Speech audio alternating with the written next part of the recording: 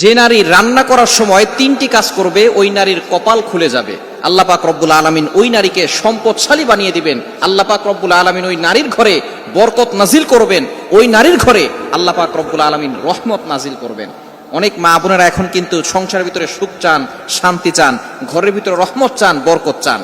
বিশেষ করে যে সমস্ত নারীরা সংসারে বরকত চান তারা কিন্তু অবশ্যই এই তিনটি কাজ করবেন। দেখবেন আপনার ঘরের ভিতরে শান্তি আসবে এবং আপনার রান্না সুস্বাদু হবে এবং আপনার রান্না যারা খাবে তারাই আপনার প্রশংসা করবে।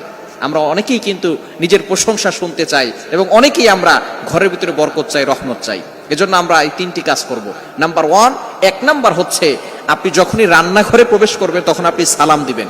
মনে রাখবেন রান্নাঘরে কিন্তু চুলা আছে।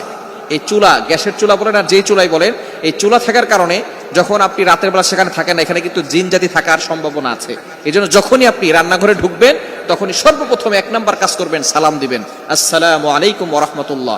কেউ থাকুক আর না থাকুক, ঘরে যখনই প্রবেশ করবেন, যদি ঘরে কেউ নাও থাকে তারপরে সালাম দিবেন, কারণ ঘরের ভিতরে অনেক সময় শয়তান থাকে। আপনার সালাম দেওয়ার কারণে সেই শয়তান সেখান থেকে বের হয়ে যাবে।